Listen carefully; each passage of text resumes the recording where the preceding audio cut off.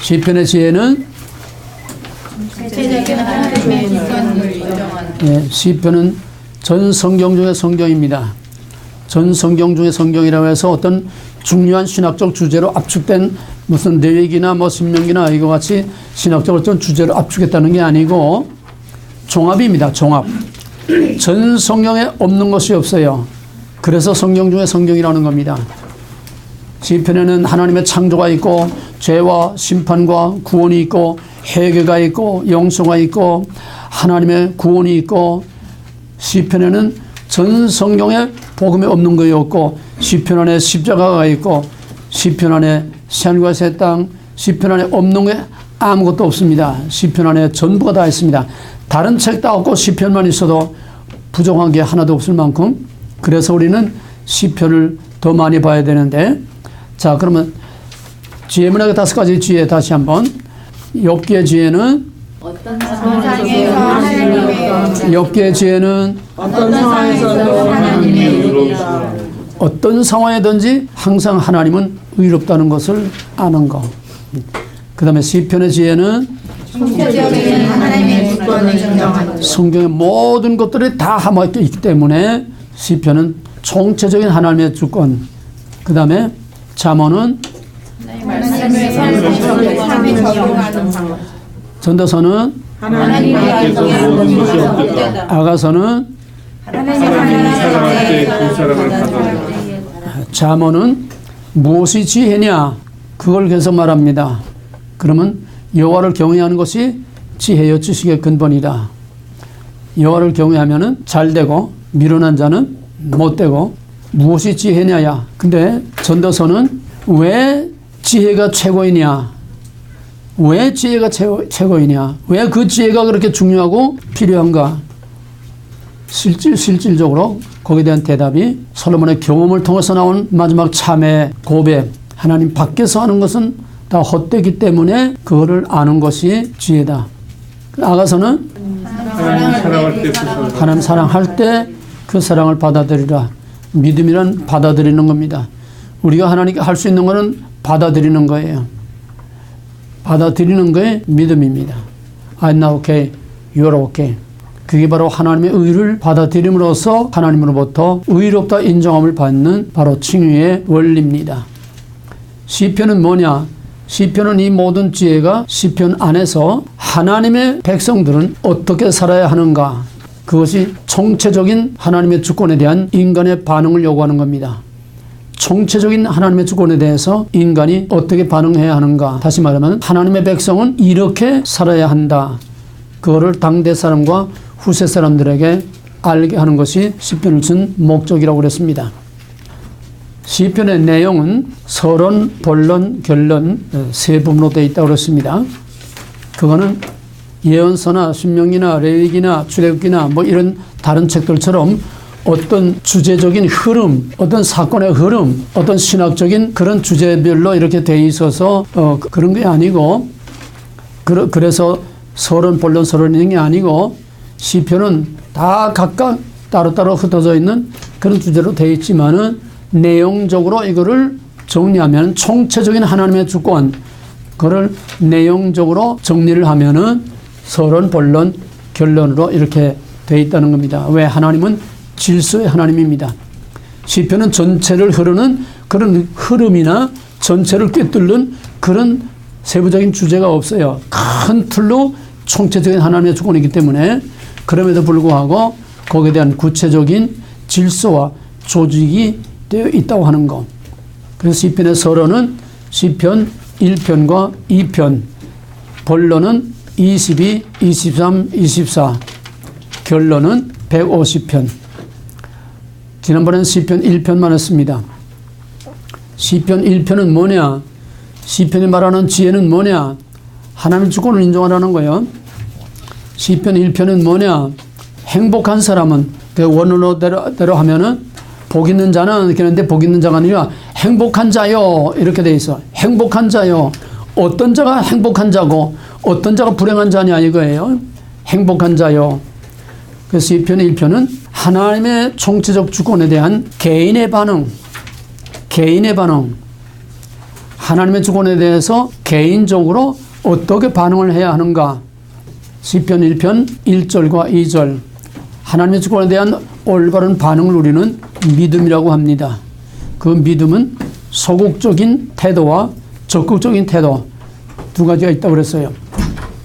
1절은 소극적인 우리 믿음의 소극적인 태도. 뭐냐? 행복한 자요. 행복한 자는 어떤 자냐? 첫째로 죄를 멀리한다.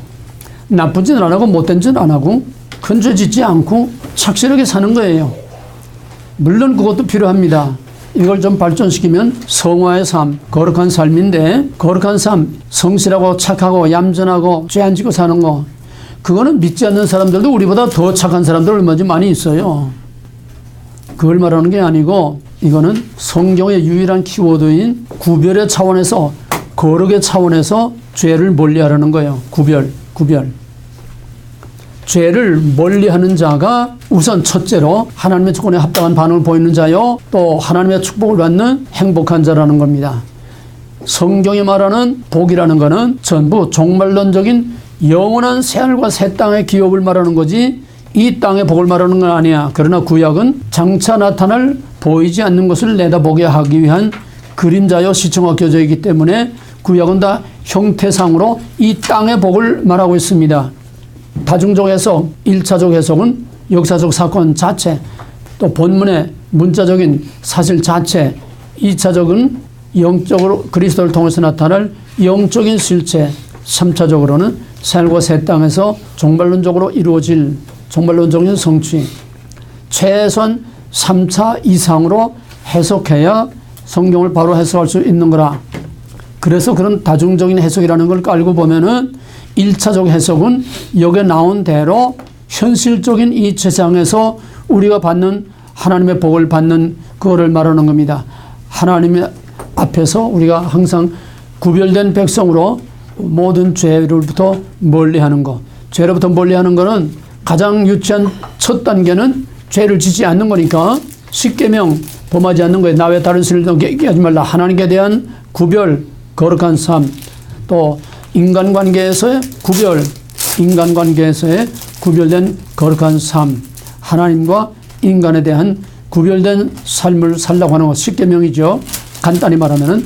그러나 이거를 세부적으로 말하면 우리 일상생활 전부에서 죄라는 것을 항상 경계심을 가지고 물리치고, 악한 것은 모양이라도 버리라. 이것저것 합리화하면서 우리는 얼마나 많은 죄를 짓고 있는지 몰라요. 성화의 삶을 말하는 겁니다. 죄를 멀리하는 거. 이건 소극적인 신앙생활이에요. 죄 안 짓는 거로 우리는 신앙생활을 다 잘한다고 그렇게 보면 안 됩니다. 그래서 착하고 교회 가서 얌전하고 봉사 잘하고 또 고분고분하고 절대 필요하지만은 그거는 윤리적인 선으로 끝나기가 쉬워요. 윤리적인 선으로도 얼마든지 할 수 있어. 그러나 우리는 영적인 구별의 차원에서 좀 더 심각하게 영적인 문제와 항상 연결을 시킨 그런 거룩한 구별된 삶을 살고 죄를 멀리하라는 거야. 죄는 발전된다고 그랬어요. 바늘도둑이 소도둑 된다. 죄는 발전됩니다. 그래서 죄의 발전 단계를 행동 양식을 통해서 여기서 보여줘요. 맨 처음에는 따라가는 거, 워킹. 그 다음엔 스탠딩, 서성대는 거. 그 다음에는 시팅, 주저앉는 거. 태초에 그 여자가 왜 호기심을 가지고 사탄의 꼬임에 빠져가지고 하필이면 그 나무 있는 데로 왜 워킹에 갔나 말이야. 그 아름다운 동산에 볼 것도 많은데 왜 그 먹지 말라는 곡에 끌려가지고 워킹에 갔냐 이 말이야. 워킹할 데가 없어서. 워킹하니까는 그 다음엔 가다가 서성대서 그 주변을 서성대서 호기심을 가지고 서성대다가 그 다음에 방석 깔고 주저앉은 거예요. 죄의 발전 항상 그래. 조그만 죄가 큰 죄로 발전되고 점점 죄에 대해서 감각이 무뎌지기 때문에 거짓말을 하다 보게 되면 자꾸 무뎌져서 거짓말을 밥 먹듯 떡 먹듯 하는 사람들, 죄는 발전된다. 그러니까 아야 처음부터 죄를 멀리. 새가 날아갈 때 어떻게 하라고 그랬지? 새가 날아가는 것은 막을 수 없지만 둥지를 트는 것은 막아야 한다. 새가 내 머리 위로 날아가는 것은 막을 수 없지만 내 머리 위에 둥지를 트는 것은 막아야 된다. 그거야. 언제나 초창기에 조그만 생각, 조그만 시작에서 딱 차단을 해야지 거기에 아물아물하고 끌려가다 보게 되면은 결국은 점점 깊이 빠져들어. 나중에는 빠져나올 수 없게 되는 거야. 이 거짓말이나 사기들은 한번 빠져들어가기 시작하면 자꾸 빨려 들어가. 카지노 가서 이거 땡기는 것도 마찬가지하고 호기심 때 하나하나 다 끌려가다 보면 자꾸 이 죄의 특성을 보여주는 겁니다. 죄를 멀리하는 것만 가지고는 충분하지 못해. 그건 뭐냐? 믿음은 마음을 다하고 뜻을 다하고 힘을 다하고 목숨을 다하고 주 너의 하나님을 사랑하라. 하나님 사랑을 하는 데까지 가야 됩니다. 시편 37편 4절에서 여호와를 기뻐하라. 저가 내 마음의 소원을 이루어주시라. 하나님을 기쁨으로 섬기라는 거야. 좋아하라는 거예요. 하나님 좋아하는 게 뭐냐? 하나님의 말씀을 좋아하는 거야. 하나님 말씀을 좋아하는 것이 적극적인 신앙이야. 성경을 읽고 듣고 배우고 기도하고 항상 말씀 안에서 사는 거. 여호수아 1장에서 말한 것처럼 너는 이 율법책을 내 입에서 떠나지 말게 하며 그것을 주야로 묵상하며 거기에 기록된 대로 다 지켜 행하라. 그리하면 내 길이 평탄하리라 형통하리라. 꼭 같은 얘기야. 표현만 달랐지. 여호와의 율법을 주야로 묵상하며 그 율법을 즐거워하며 주야로 묵상하는 자. 이게 적극적인 신앙입니다. 하나님을 적극적으로 사랑하는, 그래서 하나님과 동거하는, 하나님과 잠시도 떠나지 않고 먹든지 마시든지 항상 주의 영광을 위하여 하라. 먹든지 마시든지 무엇을 하든지 항상 하나님을 생각하고 하나님과 함께하고 하나님과 의논하고 하나님 눈치 보고 하나님 기분 보고 하나님 좋아하실까 나빠하실까 항상 하나님과 떠나지 않고 같이 동거하는 삶. 이게 적극적인 신앙생활이야. 교회 왔다 갔다 하고 예배나 드리는 게 아니야. 그러한 사람에 대해서는 하나님께서 믿은 대로 심은 대로 거두는 약속의 보장이 따릅니다. 시냇가에 심은 나무가 시절을 조차 과실을 맺으며 그 잎사귀가 마르지 않은 것 같으니 범사다 형통하리라. 범사다 형통하리라. 이건 원리를 말하는 겁니다. 네, 반드시 그렇게 기계적으로 되는 건 아니에요. 여기서의 권선징악처럼 좋은 일도 기계적으로 반드시 좋은 일만 한다고 잘만 되는 건 아니야. 그러면 뭐 성경도 간단하고 뭐 모든 인생이 다 간단한 거지 뭐. 거기에 끼어드는 거에 항상 문제가 되는 겁니다. 여기서는 아직 거기까지 안 가고 뼈대 원리를 말하는 거니까 가장 복된 자는 뭐냐? 시냇가에 심은 나무가 시절에 과실을 맺으며 그 잎사귀가 마르지 않은 범사가 형통하리라. 그건 뭐냐? 다중적에서 1차적으로는 이 땅에서 사는 모든에서 하나님 안에서 형통한다는 거예요. 형통한다는 건 아무 일도 안 생기는 게 아니라 무슨 일을 만나든지 만사 형통하리라 찬송처럼 우리 앞에 믿는 사람이나 안 믿는 사람이나 착한 사람이나 못된 사람이나 우리 인생에서 닥치는 일들은 다 같아. 병들고 사고당하고 뭐 인간관계 복잡하게 얽히고 스트레스 받고 다 똑같아. 우리에게 뭐가 다르냐 하면 형통이라는 거는 무슨 일이 생기지 않는, 이건 완전히 기복신앙이야. 무슨 일이 생기지 않는 재기복이 아니야. 우리는 무슨 일을 만나든지 그것을 이길 수 있게 하고 통과할 수 있게 하고 오히려 전화위복이 되게 하는 그런 거를 형통이라고 하는 거지. 아무 일도 생기지 않는 거는 이건 전적인 재기복의 슈아마니즘 신앙입니다. 우리는 아무 일도 생기지 말라고 기도하는 게 아니라 무슨 일을 만나도 오히려 우리가 시편 이제 본격적으로 하겠지만은 무슨 일을 만나도 엽기 어떤 상황이든지 하나님 항상 의로우시다고 하는 그 믿음 가지고 엽처럼 내가 적신을 와서 적신으로 가면 주신 자도 여호와시니 주여 욕하시니도 여호와시니 내가 오히려 여호와를 찬송하리로다. 주시니도 여호와시요 주여 욕하시니도 여호와시니 내가 여호와를 찬송하시리로다. 역설적인 신앙. 그래서 우리는 범사가 다 형통한다는 걸 문자대로 세상에서 아무 일도 안 생기는, 이게 미스터 조가 말하는 건 삼박자 축복이라는 걸 가지고 사기친 거 아니야? 아니야. 우리는 무슨 일을 만나도 그거를 뚫고 나가고 이기고 나가고 그 어려움을 통해서 하나님이 내게 뭘 말씀하시는지 하나님의 그 마음을 읽어내고 오히려 전화위복이 되게 하는 그것이 믿음의 지혜이지. 재기복 그따고 복 타령하지 말고 그따고 생각하지 마라. 이것이 바로 복음이야. 믿음으로 구원. 그래서 시냇가에 심은 나무 형통하는 거는 1차적으로는 이 땅에서, 2차적으로는 영적으로, 영적인 싸움에서. 시편은 거의가 다 영적인 싸움이야. 다 영적인 문제야. 영적인 문제에서 형통하고, 마찬가지로 어떤 영적인 시험과 유혹과 어떤 함정에 빠지는 여러 가지 이렇게 굴곡이 많아도 끝내 하나님의 말씀을 붙들고 기도하고 하나님과 가까이하고 동행하는 사람은 반드시 무슨 일을 만나든지 영적으로 반드시 그걸 이기고 승리한다는 겁니다. 그 다음에 3차적으로는 시냇가에 심은 나무가 시절도 과실을 맺으면, 이건 뭘 말하느냐, 이건 창세기에서 말하면은 네 강이 흐르고 있다는 생명의 풍요로운 모든 복이 다 갖춰져 있는 하나님의 나라를 말하는 것이고, 에스겔 37장, 에스겔 47장에서 생수의 강이 흘러서 그 흘러가는 것마다 모든 죽은 것들이 다 소생하고 나무가 있고 그 나무의 잎사귀는 병을 치료하는 약재가 되고 모두 다 소생하는 생명의 강. 요한복음 4장에 예수님께서 목마르지 아니하는 생명의 강, 생수.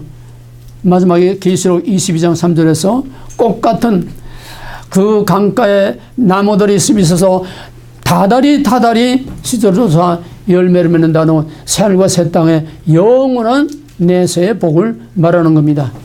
구약은 형태로 표현되어 있지만은 모든 것은 전부 다 궁극적인 종말론적인 내세의 장래의 모든 것을 말하는 게 1차, 2차, 3차적인 해석으로 그걸 말하는 겁니다.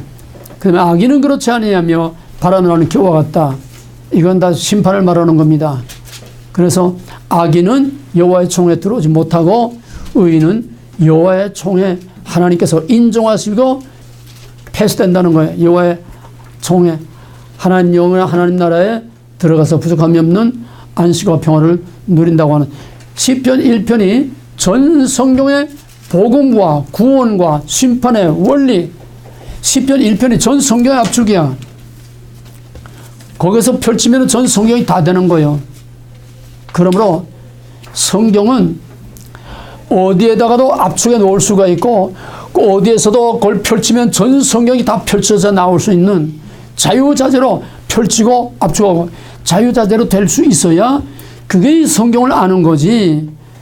성경을 몇 절 읽어놓고서 그냥 낱말 풀이나 하고 거기에 제 생각이나 갖다 집어넣어가지고 하나님 말씀을 둔갑시키는 쓰레기 같은 있다고 하나님 말씀 아니야. 하나님 말씀은 그 자체가 살아있어. 그 자체가 해석을 하고 그 자체에 전 성경이 다 들어있고 그것이 유기적으로 살아 역사하는 살아있는 생명체로서의 성경이고 하나님 말씀입니다. 시편 1편은 개인이 하나님의 주권에 대해서 어떤 반응을 보이는 삶을 살아야 하는가, 어떤 사람이 복된 사람인가, 개인. 시편 2편은 원리는 똑같습니다. 시편 2편은 다 펴서요. 자, 시편 2편은 1편만큼 그렇게 심플하지는 않지만은 이걸 다 읽으면서 읽어놓고 정리합시다. 길지 않으니까 2편 다 같이. 어찌하여 열방이 분노하며 민족들이 허사를 경영하는가.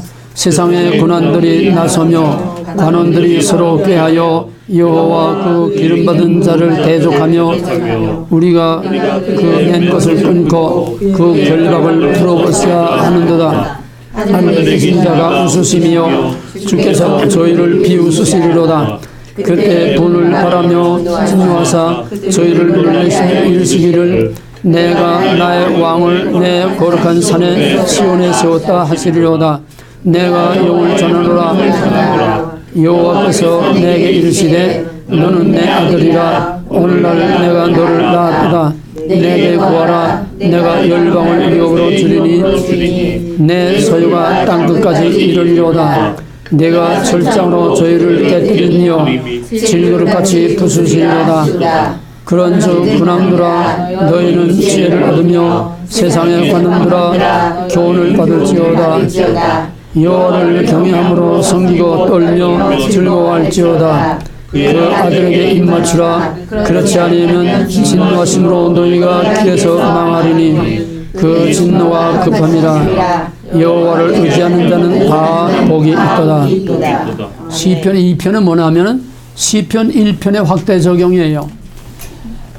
복된 나라, 복된 민족이 어떤 민족인가? 시편 1편은 개인, 시편 2편은 민족, 복된 민족, 복된 나라가 어떤 나라인가? 어떤 민족인가?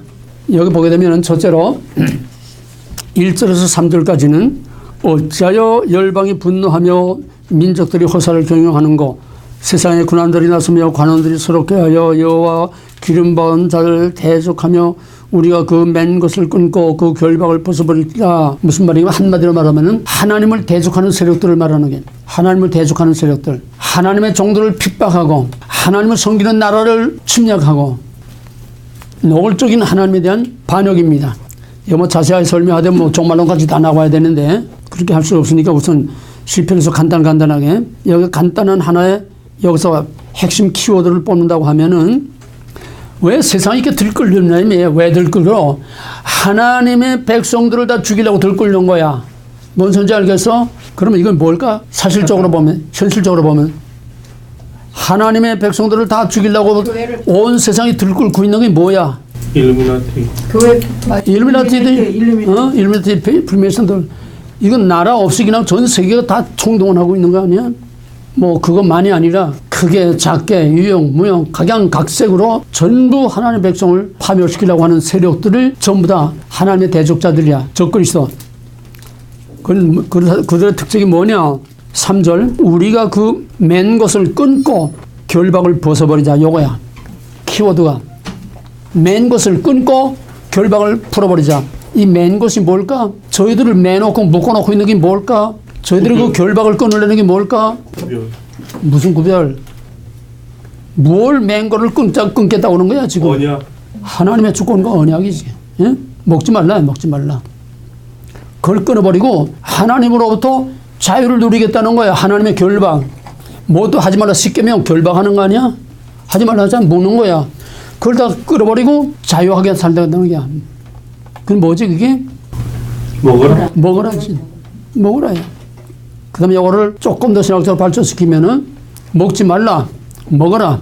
먹어서 먹는 거로 끝나는 게 아니라 그 다음에 창세기 4장에 오게 되면 3장은 먹는 거로 끝났지만은 4장에 오면은 하나님을 대적하는 먹어라의 문화가 뭐냐? 가인의 축성 문화야. Without God. 하나님 없이 나 스스로 내 생명, 내 안전을 내 스스로 해결하겠다는 게 인본주의. 가인의 축성. 하나님 없이 결박을 끊고 왜? 너는 유리하는 자가 돼서 어디도 정착 못하고 어디도 뭐 씨를 뿌려도 씨가 나지 않을 것이다. 너는 내 보호 아래 이마에 만진 내 보호 아래서 살아야 돼. 근데 필요 없어. 이거야. 결박을 끊겠다. 하나님 보호 필요 없어. 내가 송사서 내가 나를 보호하겠다. 이것이 오늘까지 계속되는 똑같은 본질과 원리입니다. 공산주의도 그거요. 오늘 한국의 저 난장판 그것도 다 그거야. 왜? 정의와 자유의 이 결박을 끊어버리겠다는 거야. 헌법에 이걸 다 끊어버리겠다는 거야. 저희들 마음대로 하겠다는 거야. 똑같은 거야. 지금 한참 결박 철조망을 다 끊어버리고 있는 거야. 저놈들이. 무슨 철조망? 정의의 철조망. 진리와 자유와 정의의 철조망을 다 지금 끊어버리고 깨버리는 거야. 휴전선 철수하는 거나 똑같아. 이런 원리적으로 뭐 세상 만사를 볼 수 있는 눈이 자꾸 열려야 돼. 해석 따로 할 거 없어. 그게 보이면 다 저절로 해석이 되는 거야. 결박을 끊자. 그래서 가인의 축성 문화가 그 다음에 뭐로 더 발전해? 뭐로 확대돼? 니므롯이 가인의 자손 니므롯이 노골적으로 하나님께 대적하고 반역하는 바벨탑을 쌓아서 뭐라고 그래서 니므롯이? 우리의 이름을 온 세상에 떨치자. 하나님 짓밟고 우리의 이름을 온 세상에 떨치자. 똑같은 이게 바벨탑 문화야. 이것이 도시 문화, 축성 문화, 정착 문화, 소유에 집중하는 경제 제일주의 다 따라 나오지?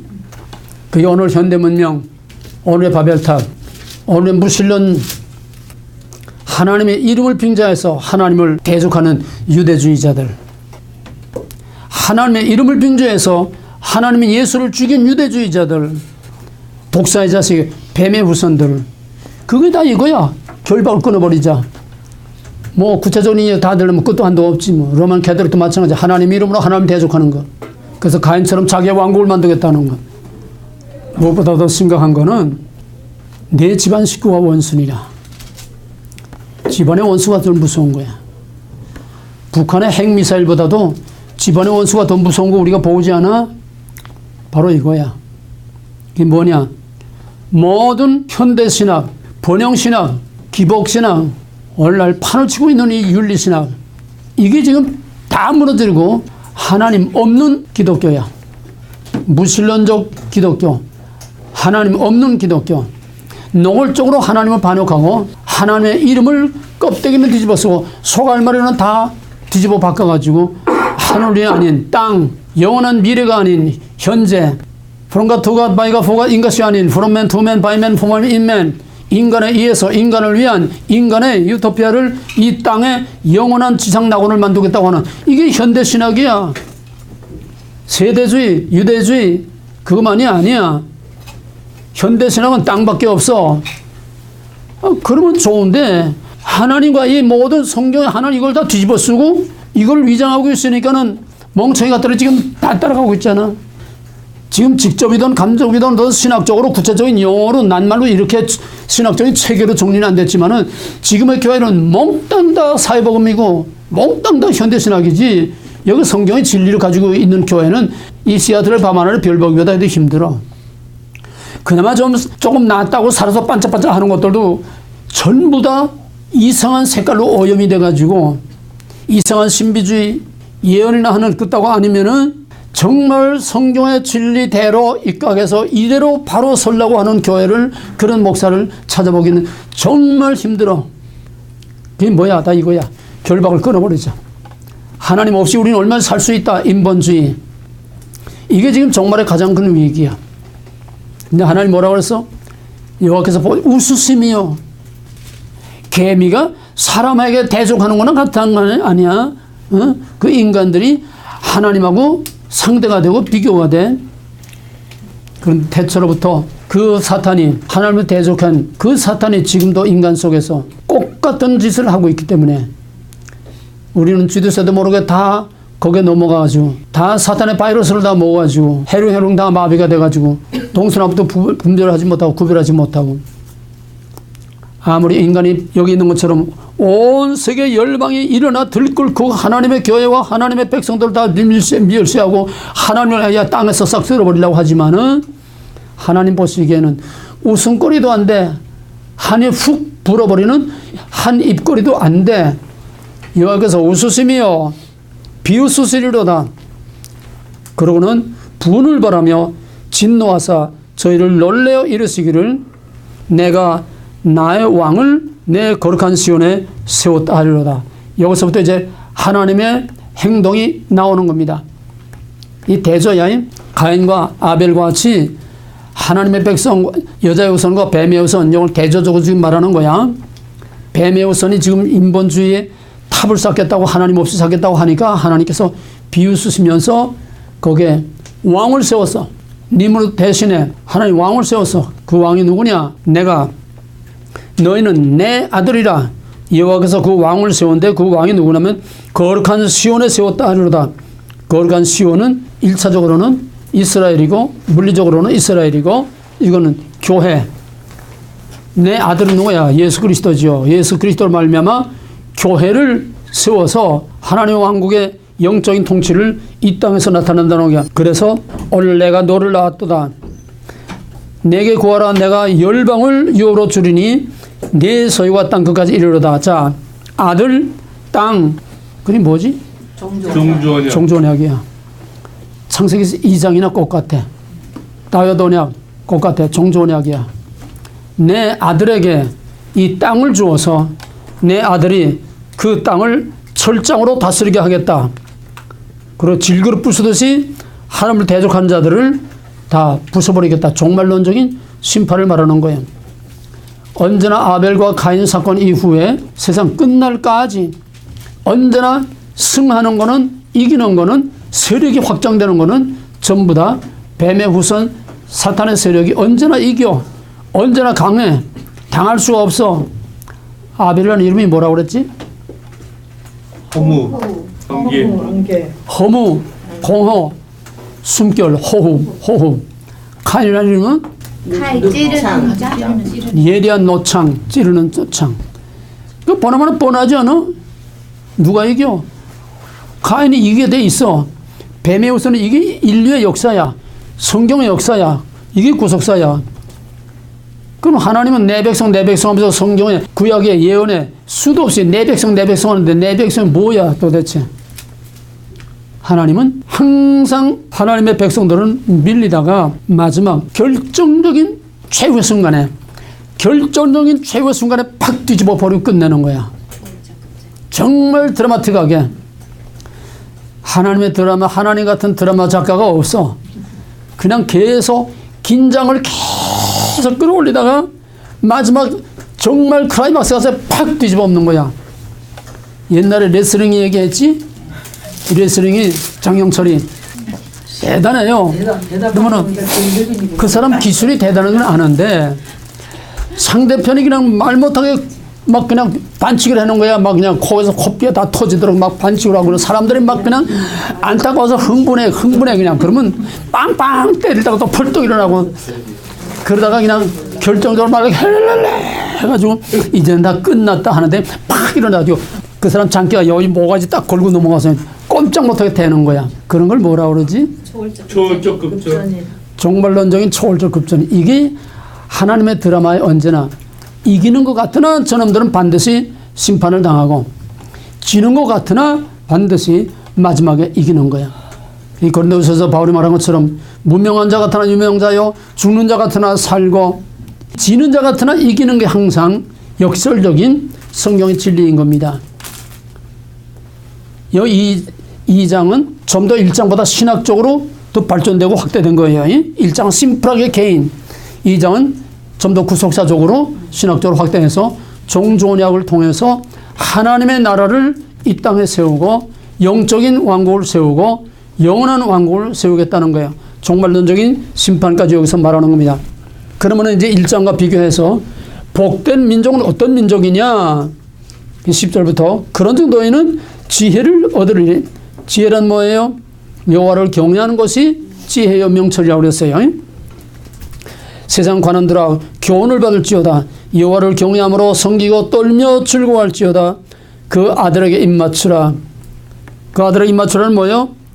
예수 그리스도를 다윗처럼 나의 왕, 나의 하나님으로 그런 나라가 복을 받고 그런 민족이 복을 받고 평안하게 잘 산다는 거예요. 그런 나라가 어떤 나라일까? 대표적으로 내 아들에 입맞추라. 그리하면 복받는 민족이 된다. 그런 나라가 어떤 나라예요? 복받은 나라들이 어떤 나라야? 미국. 잘 섬겼든 못 섬겼든 하나님을 섬긴 유럽의 나라들이 다 배부르고 편하고 잘 살지 않았어? 중국 놈들은 요새 겨우 조금 이제 잘 산다고 그러지. 그래도 중국에 지금 11억은 절대 빈곤이야. 그래서 중국은 망한다는 거야. 못 버텨. 그걸 먹여 살고 수가 없어. 중국의 심벌이 뭐지? 용. 붉은 용이야, 붉은 용. 시뻘건 데다가 항상 어디 가나 용. 제가 아무리 미국을 따라잡고 넘어서서 미국을 등가하려고 하지만은 안 돼. 하나님을 믿은 나라들은 전 세계 다 하나님을 믿은 나라에 전 세계를 지배하는 유럽 전부 다 선진국들 다 기독교 문명으로 기독교 문화로 다 흥하고 살아난 거야.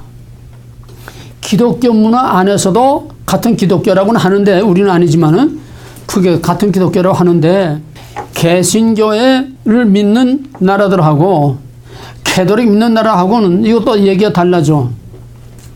유럽은 애당초부터 기독교 문화로 다 같이 자라왔으니까 라틴계, 게르만계, 프랑스나 독일이나 다 비슷하게 살고 있지만은 식민지들 봐. 난민 순 캐톨릭 아니야? 캐톨릭인데 캐톨릭도 아니야. 난민은 완전히 미신이야, 미신.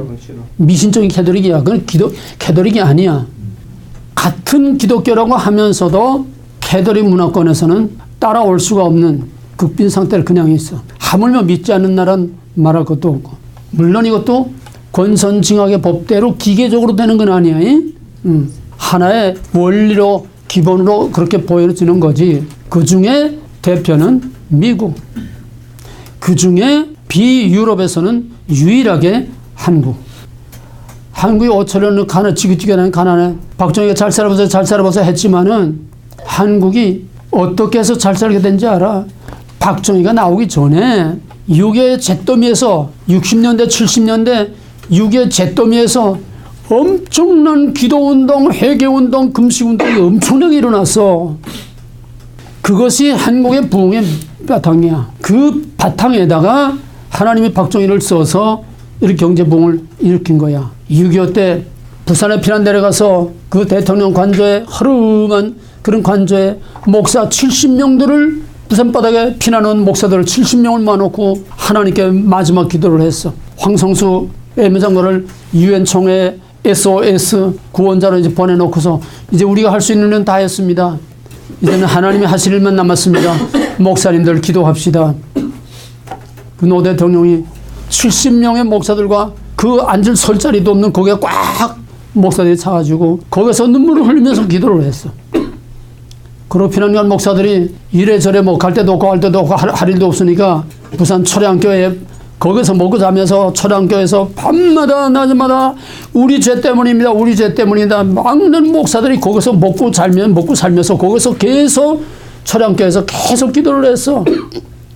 그래서 인천 상륙직전이라는 세계 전사상 전에도 후에도 없고 5,000분의 1의 가능성밖에 없다고 하는 무모한 일은 미국의 모든 군부 모든 종교가 다 말렸는데 메가도 하나가 그렇기 때문에 해야 된다. 따위과 같이 5,000분의 확률밖에 없기 때문에 2000 상륙작전은 반드시 성공한다. 이건 믿음이야. 메가도 아침에 일어나자마자 기도하는 사람이야.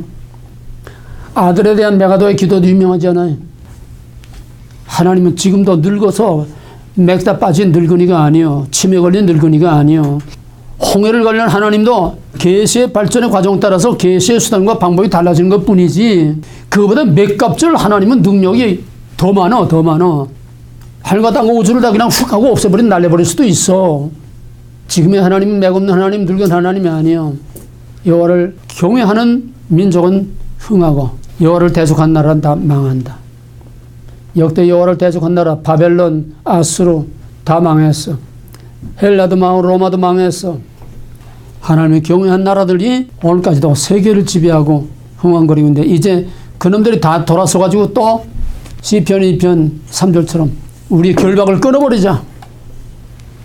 전부 다 인본주의로 무엇보다도 원수 중에 가장 무서운 원수는 내 집안 식구 우리 안에서 우리를 파괴하는.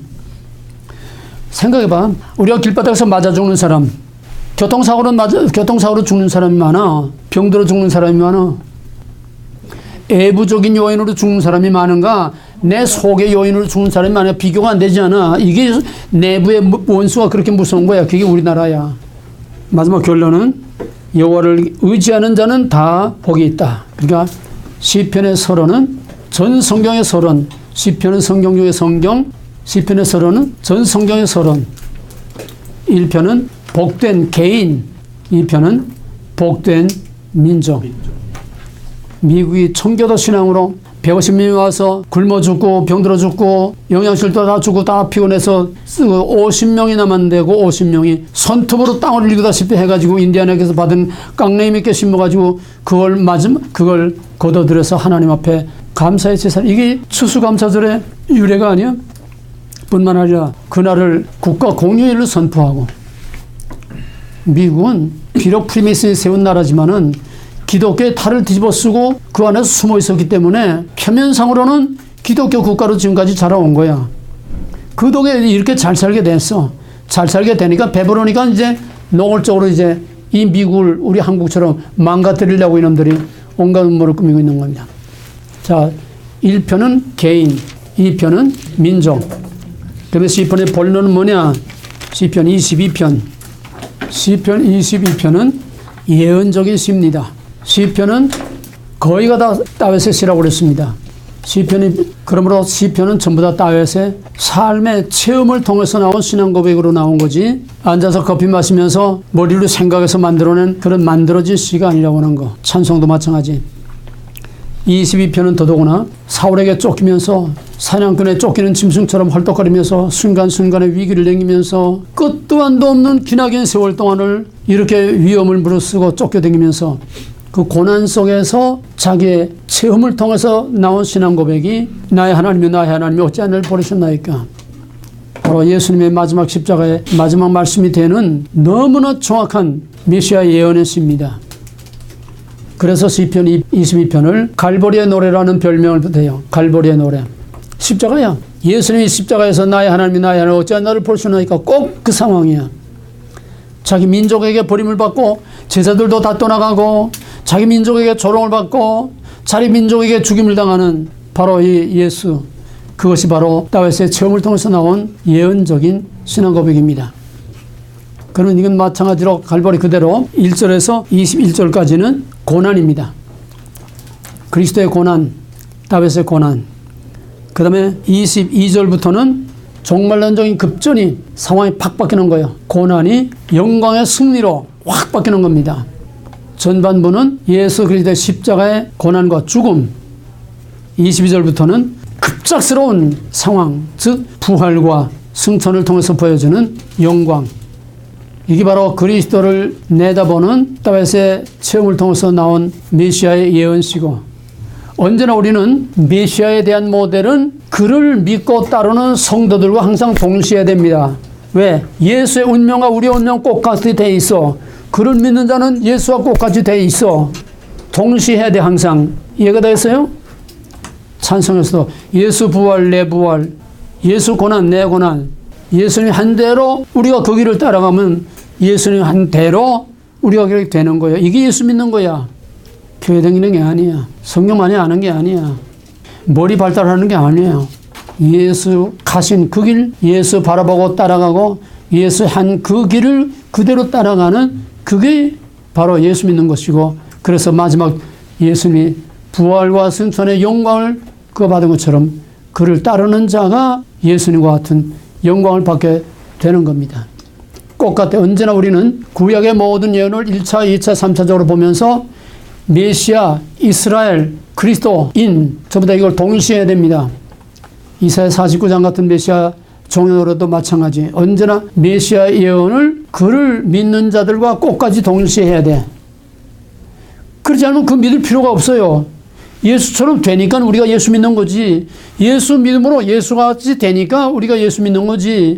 예수같이 되지 않으면 뭡니다. 닥달하게 되면 뭐 쳐봐. 그 쳐다면 뭐 좋다 말게. 그게 바로 예수를 따르던 제자들 아니야? 예루살렘까지 따라가면서 뭐 한 자리 할까 했는데 예수 죽어버리니까 닥달하고 된 뭐 개처럼 그냥 도망가 버리고 이제 볼장 다 봤다. 그게 아니야.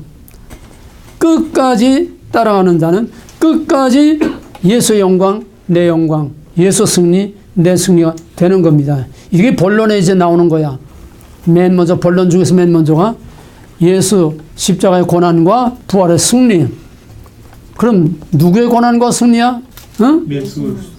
그를 따르는 모든 그의 백성들도 똑같은 예수의 간 길을 따라가는 거야. 고난 받으나 예수처럼 반드시 최후의 종말론적 구원, 최후의 승리. 이 신앙과 이런 사상을 자꾸 심어줘야 되는데 요즘은 너무 편안하니까 이게 안 맥혀. 고난이 안 맥혀. 그래서 배부르고 편안하고 배 두드리는 이 얘기밖에 안 맥혀. 거기에 무슨 하나님이 있고 거기에 무슨 믿음이 있고 거기에 무슨 말씀이 있냐고. 일제시대는 그렇지 않아서 일제시대는 체험을 하니까 실감을 하니까 고난 속에 있으니까 일제 압제 속에 있으니까 이런 말들이 실감 있게 먹혀 들어갔다고. 그러니까 기독교는 본질상 고난의 종교요. 본질상 고난을 먹어야 살게 돼 있어. 예수님이 가신 길 사도들이 그대로 다 따라갔어요. 그게 모델이야. 그래서 시편 22편은 갈보리의 노래. 그래서 이거는 예수를 매달아 놓고 죽이는 게 아니라 내 정과 욕을 십자가에 못 박이고 그와 함께 죽고 그와 함께 다시 사는 바울의 신앙 고백과 같은 로마서 6장에 있는 것처럼 예수와 함께 죽고 장사 지내고 그의 부활과 연합해서 다시 새 생명으로 사는, 이것이 중생이요, 이것이 구원이요, 이것이 세례라고 하는, 이것이 진짜 번학이라고 하는 것. 그렇게 될 때에 시편 22편을 예수와 함께 그 길을 가고 예수와 함께 그 길을 통과하는, 즉 갈보리의 십자가를 통과한 사람들에게는 23편의 복을 우리에게 누리도록 약속하시는 거예요. 23편은 뭐냐? 전 성경 압축입니다. 이것도 요한나의 목자신 내가 부족함이 없으려다. 요 한 절, 요 한 절이 시편 1편, 2편, 그걸 다 보여주는 거고, 또 시편 22편에 정말 너적인 최고의 승리, 영원한 삶과 새 땅에 영원한 복, 영복, 요 1절 안에 전부 다 들어있는 거예요. 시편의 뒤에는 뭐라고? 총체적인 하나님의 주권을 믿는 자에게는 총체적인 하나님의 보장을 받아. 총체적이란 뭐냐? 땅과 하늘, 영과 육 모든 보장을 받는다는 거예요. 그래서 시편 22편을 통과한 사람들에게 주어지는 약속과 보장이 23절입니다. 그건 뭐냐? 전 시편의 압축. 여호와 나의 목자시 내가 부족함이 없습니다. 참 다윗은 기통찬 사람이야. 이건 어디서 배워서 그런 게 아니라 삶의 체험 속에서 하나님과 동행하는 삶을 살면서 물맷돌 가지고 하나님과 함께 싸우면서 다윗과 같은 믿음은 그런 체험 없이 나올 수가 없어. 그럼 여호와 나의 목자는 뭐냐? 시편에 말하는 하나님의 절대적인 주권이야. 나는 뭐야? 시편 95편에 있는 것처럼 우리는 그의 기르시는 양이다. 이스라엘은 여호와의 기르시는 양이다. 다윗은 여호와의 기르시는 양이다. 다윗은 어려서부터 양과 목자의 관계를 체험하면서 살았어. 양은 목자 밑에만 있고 목자 옆에만 있으면 양은 아무 걱정할 것이 없고 부족한 것이 없어. 모든 대적을 목자가 밤을 자지 않고 지켜주고 보호해주고 먹을 거 잔잔한 물가로 인도하고 푸른 초장으로 인도하고 편히 누워 쉬는 안식을 주고 추울 때 겨울 때 챙겨주고, 이것이 목자와 양의 관계를 통해서 시편 1편 개인 여호와의 율례를 즐거워하여 주야로 묵상하는 자와 또 하나님의 아들과 입맞추는 나라와 민족, 더 발전돼 가지고 22편의 구속의 신학, 우리 대속한 갈보리 예수 그리스도를 믿음으로 그를 나의 왕 나의 하나님으로 모시는 자에게는 이러한 부족함이 없는 모든 하나님의 은혜와 보장을 받는다. 그 부족함이 없는 상태가 어떤 상태냐? 시편 23편은 1절과 6절 그 전부 다입니다. 나머지는 주석이야. 주석, 해석이야. 1절에 대한 해석과 6절에 대한 해석. 1절은 뭐냐? 절대적인 하나님 주권 신앙, 하나님의 주권 절대 신뢰하는 하나님 안에서 부족함이 없는 그런 삶을 누리는 사람들에게는 어떤 보장이 따르느냐?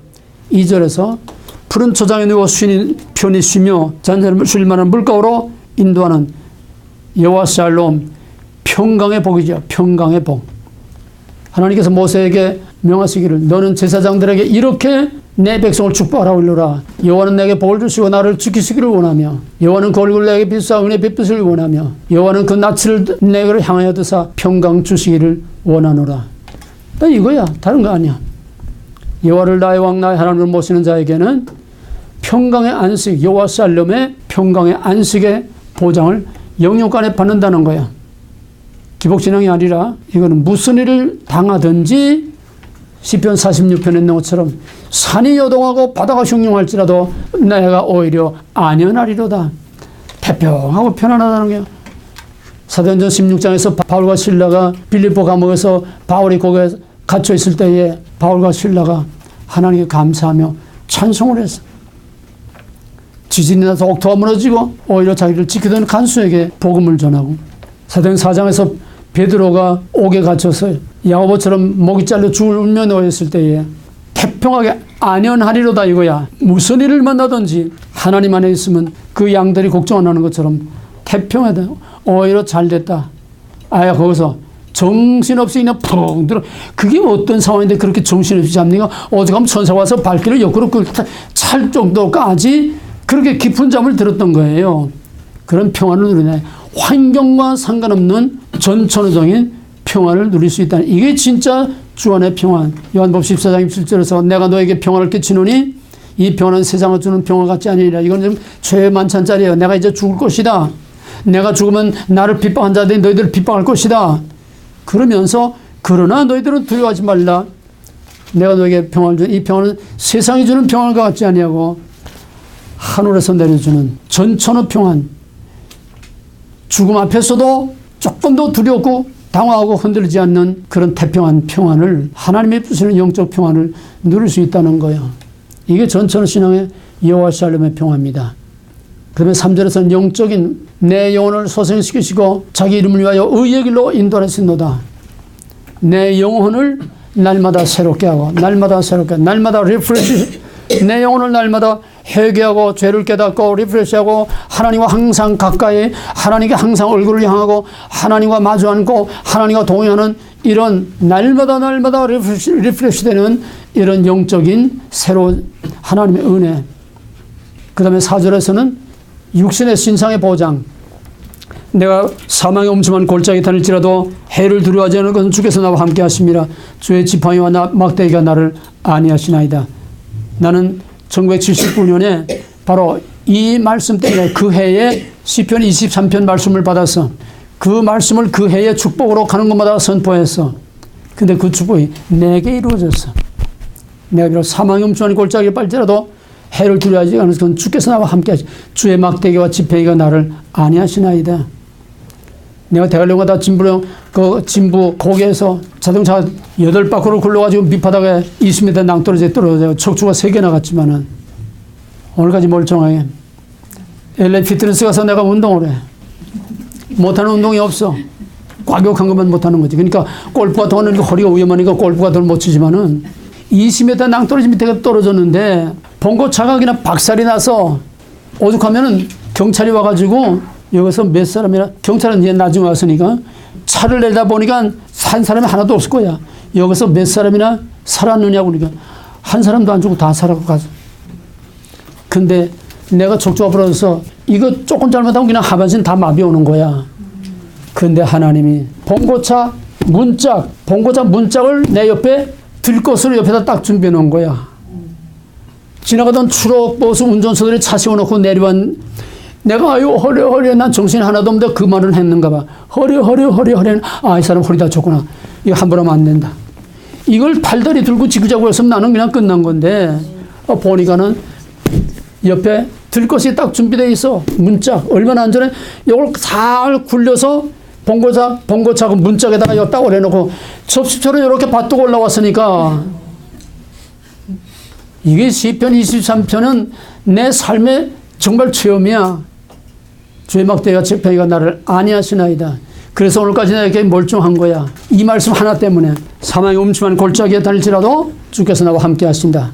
그럼 5절은 신상의 보장, 사회적인 안전 보장.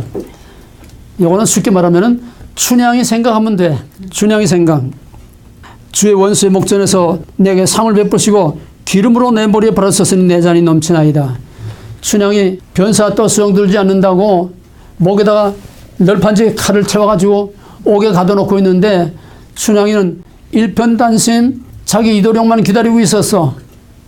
요거야, 요 그대로야. 형태만 다르지. 어떻게 됐어? 암행오사 출두 하니까는 변사또가 정신을 못 차리고 맨발로 밑에 내려서 엎드려서 제발 목숨을 살려 덜덜덜덜 사슬하면서 떨들고 있네. 변사또 앉았던 자리에 누가 앉았어? 이도령만 앉았어? 춘향이도 그 자리에 앉았지. 우리 예수님 앉은 옆에 우리도 거기에 올라가 앉는 거야. 내 원수의 목전에서 내게 상을 베푸시고 기름으로 내 머리에 바르셨으니 내 잔이 넘치나이다. 통쾌한 승리. 이미 다 때는 다 지나고 익스파이 됐지만은 박근혜가 청와대 돌아가서 앉으면 얼마나 멋있겠어. 그 다음에 이제 결정적인 것이 6절이야. 6절 다 같이. 나의 평생에 대해서는 인자심이 정령 나를 따르니 내가 여호와의 집에 영원히. 이것이 23장에 대한 총 결론. 6절 전반부는 뭐냐? 그러니까 1절에서 5절까지 이 땅에서 사는 동안에 나의 평생에 주의 선하심과 인자하심이 항상 오른편 그늘처럼 나를 따라다니면서 내가 알 때 모를 때 어려울 때 평안할 때 항상 나를 지켜줬다는 거야. 여호와 헤세드의 사랑, 바로 하나님의 그 헤세드의 사랑으로 항상 우리와 동행하고 함께 지켜줬다는 거야. 이 믿음을 가지고 살아야 돼. 하나님 나와 함께 하시는 이 믿음을 가지고 살아야 돼. 내가 그 산 증거야. 내가 잘 믿었던 못 믿었던 개똑같이 목회하고 성민이 개똑같을 때도 하나님은 변함없이 지금까지처럼 나를 눈동자같이 핏덩어리 태어나서부터 오늘까지 하나님은 시편 23편 그대로 여호와 샬롬 여호와 헤세드 그 사랑으로 나의 평생의 주의 선하심과 인자하심이 나와 함께했어. 그 다음에 후반전은 뭐냐? 내가 여호와의 집에 영원히 거하리다. 여호야 여호. 시편 22편의 갈보리에 예수를 믿고 그와 함께 하는 자는 23편에 이 땅에서 각양각색의 보장을 받을 뿐만 아니라 선하심과 인자하심이 평생 함께할 뿐만 아니라 마지막에 이 땅과 하늘을 야곱의 사다리처럼 이어주는 커넥터가 바로 마지막에 내가 여호와의 집에 영원히 거하리다. 장래에 대한 구원의 약속과 보장이라는 거야. 새하늘과 새 땅의 구원의 약속에 대한 보증이야. 요거 없으면 땅의 복으로만 끝나고 말아. 얼마나 기가 막힙니까? 성령의 감화감동하심이 이 땅의 복으로 끝나는 게 아니라는 거야. 이 땅에서 하나님의 의의 보장을 받는 자는 새하늘과 새 땅의 영원한 하나님의 나라까지 연결고리로 딱 약속으로 이어준다는 거예요. 24편. 자, 요거 이제 23편의 마지막 연결고리가 24편 새하늘과 새 땅으로 하늘 사다리를 타고 이제 구름다리 타러 올라가는 요거야. 24편은 뭐냐? 땅과 거기 충만한 것과 세계 중에 구하는 자가 다 여호와의 것으로다. 하나님 절대 주권, 우주적인 하나님의 주권, 여호와께서 그 터를 바다 위에 세우시며 강위에 건설하셨도다. 1절 2절은 하나님의 창조의 주권. 그 다음에 3절은 뭐냐면 3절 이하는 여호와의 산에 오를 자 누구며 그 거룩한 곳에 설 자가 누구냐. 여호와의 산이 뭐요? 궁극적으로는 영원한 하늘 성서, 하나님이 계신 새하늘과 새 땅에 영원한 천국에 하나님 앞에 설 자가 누구냐. 한마디로 말하면 정직하고 진실되고 깨끗한 자, 마음이 청결하고 뜻을 허탄한 데 두지 아니하고 거짓 맹성하지 아니하고 저는 이런 자들은 복을 받고 구원의 하나님께 의를 얻으리니 이는 여호와를 찾는 족속이요 야곱의 하나님의 얼굴을 구하는 자로다. 하나님을 찾는 자, 시편 1편, 시편 2편 다 똑같아. 그게 구체적으로 갈보리 예수 그리스도의 그 고난을 통과하고 같이 동행하고 22편의 보장을 누리며 살다가 마지막 하나님 앞에 갈 때는 어떤 자가 가느냐? 하나님 절대 주권을 인정하는 자. 1절 2절. 그 다음에는 마음이 정결하고 거룩한, 한마디로 거룩한 구별된 거룩한 성결. 이사야 35장에 있는 것처럼 그 길은 거룩한 길이라 무릇 성령함을 받지 못한 자는 그 길로 가지 못하리라. 천국은 주여 주여 하는 자마다 다 가는 게 아니야. 첫째는 하나님의 주권과 그리스도를 통한 하나님의 의를 믿음으로 의롭다 인정을 받는 영적인 구원뿐만 아니라 마지막 종말론적인 구원은 성화, 성결한 자가 여호와의 영광에 그 나라에 들어갈 수 있다는 거야. 그 다음에 결정적으로 이제 에스컬레이터 타고 올라가는 겁니다. 이제 천국문을 열고 천성문을 열고 들어가는 거야. 입성하는 거야. 7절 이하에서는 문들아 너희 머리를 들지어다. 영원한 문이라 들릴지어다. 영광의 왕이 들어갈지어다. 영광의 누이시며 전쟁에 나가신 여호와로다. 문들아 너희 머리를 들지어다. 영원한 문들아 들릴지어다. 영광의 왕이 들어가서 영광의 누이시며 만군의 여호와께서 영광의 왕이시로다. 이건 뭐냐 하면은 고대 로마 제국시대에 로마는 하면 정복자 아니에요? 나가서 전쟁에서 이기면은 개선의 행렬을 이걸 그 당시에 고대, 물론 이건 다윗은 로마보다 훨씬 위이지만은 승리한 개선 행렬을 이거를 내다보게 한 건데 그 가장 화려한 개선 행렬이 바로 로마 제국 시대였어요. 그게 뭐냐면 승리하게 되면은 점령지에 노예를 사로잡아가 제주꾼이라든지 노래하는 사람들이 춤추는 부위라든지 또 뭐 물건을 만드는 공장이라든지 그런 엘리트들을 사로잡아가 그 다음에는 문물, 노획물들을 수레에다 싣고 사로잡아가 그러니까 맨 앞에는 개선장군 그 다음에는 그 개선장군에게 싸움에 승리한 쩔뚝거리는 부상자들과 살아남은 자들이 그 개선장군과 함께 그 뒤를 따라서 개선 행렬을 따라가고 그 뒤에는 사슬에 묶인 노예들이 따라가고 그 뒤에는 수레에다가 노획물들을 싣고 이게 개선 행렬이야 전형적인. 그러면은 연도에 그 성문에 들어가기 전에 연도에 수많은 사람들 백성이 나와서 다윗이 골리앗을 눕혔을 여인들이 나와서 뭐라고 그랬어?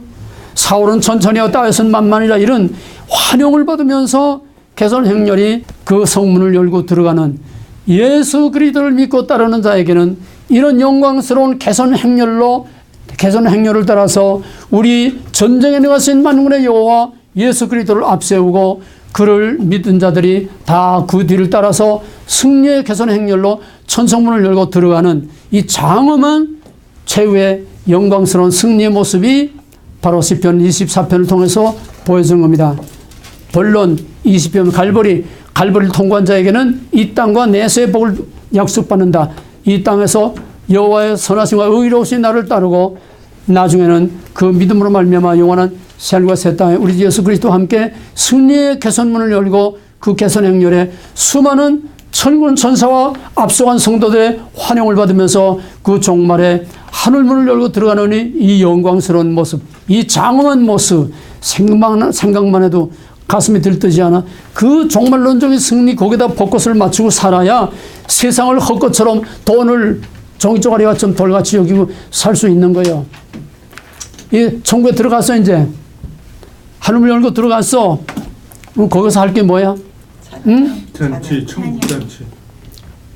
레위기의 완전한 성취. 레위기의 완전한 성취.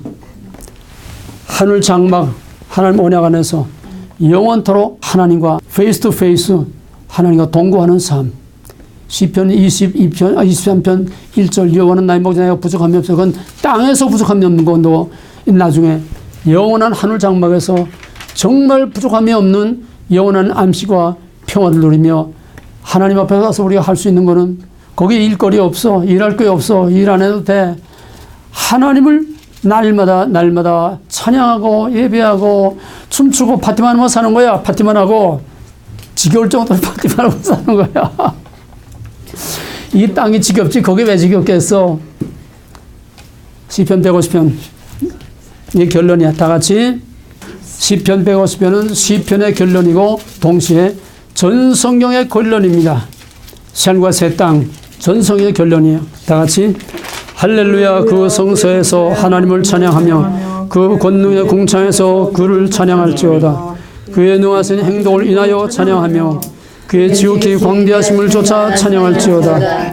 나팔소리로 찬양하며 비파와 수금으로 찬양할지어다. 소고치며 춤추어 찬양하며 현악과 퉁수로 찬양할지어다. 큰 소리 나는 재금으로 찬양하며 높은 소리 나는 재금으로 찬양할지어다. 호흡이 있는 자마다 여호와를 찬양할지어다. 할렐루야. 이거밖에 할 게 없어. 그러면 성경은 다 끝난 거야. 시편만을 통해서 이 땅에서 새하늘과 새 땅까지 들어가는 거. 악인은 영원한 지옥의 형벌을 받고 심판을 받는 거. 시편의 서론, 본론, 결론은 전 성경의 뼈대 중에 뼈대요. 핵심 중에 핵심. 가장 중요한 장황한 신학을 늘어놓지 않아도 가장 평범하고 편리하고 쉬운 그런 표현으로서 예수 믿고 하나님 믿는 자가 뭐냐, 어떤 거냐, 뭐가 다르냐. 즉 복된 자요, 행복한 자요. 그는 영원한 새하늘과 새 땅에서 영원토록 하나님을 찬양하는 그런 영원한 복을 누리는 자가 이게 진짜 복된 자다. 성경의 복은 종말론적인 영원한 미래의 복을 말하는 거지 이 땅의 복을 말하는 게 아니에요.